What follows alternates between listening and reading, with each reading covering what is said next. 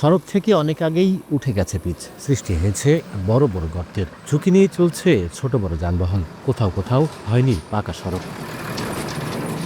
এক যুগ আগে ইটের সলিং করলেও সেই রাস্তায় চলাচল করতে পোহাতে হচ্ছে চরম দুর্ভোগ। শুকনো মৌসুমে ধুলার কারণে পথচারী ও শিক্ষার্থীদের ভোগান্তি চরমে পৌঁছায়। আবার বৃষ্টি হলে সড়কের খানাখন্দে পানি জমে সৃষ্টি হয় জলাবদ্ধতা।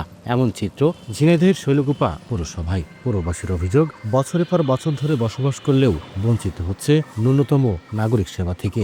ড্রেন তো দূরের কথা, অনেক এলাকাতে নেই ভালো রাস্তা। বর্জ্য ব্যবস্থাপনার দুর্ভোগ তাদের নিত্যদিনের। পরিষ্কার করা হয় না ড্রেন, সেই সঙ্গে সড়কবাতি না থাকায় রাত হলেই অন্ধকারে চলাচল করতে হয় বাসিন্দাদের। অভিযোগ রয়েছে, পাওয়া যায় না পর্যাপ্ত সুপেয় পানি। সড়ক সংস্কার, ড্রেন নির্মাণ সহ নাগরিক সুবিধা বৃদ্ধির দাবি ভুক্তভোগীদের। আশেপাশে রাস্তা খুব খারাপ, যাওয়া যায় না, ঢোকা যায় না। ভাঙাচুরো, বৃষ্টি বাদল হইলে চলা যায় না। পানির কোনো লাইন নাই, তা আমাদের পানির বিল দিতে হচ্ছে। বাজার অন্ধকার থাকে, অনেক সময় দেখা যাচ্ছে আমরা অনেক ঝুঁকির ভিতরে থাকি। ট্যাক্সগুলো সবই দিয়ে দিই, পরিশোধ করি আমরা, কিন্তু এইগুলো হয় না। আমাদের রাস্তাটা সারা ব্যবস্থা আপনারা করে দেবেন। পৌর কর্তৃপক্ষ বলছে, পৌরসভার সড়কসহ অবকাঠামো উন্নয়নে নেওয়া হয়েছে প্রকল্প।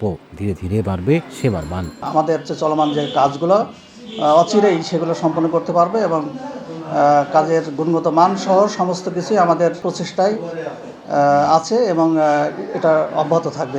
শৈলকুপা পৌরসভাটি স্থাপিত হয় 1992 সালে। প্রায় 22 বর্গ কিলোমিটার এই পৌরসভার বর্তমান বাসিন্দা প্রায় 70,000। লোটাস রহমান সোহাগ, সময় সংবাদ, ঝিনাইদহ।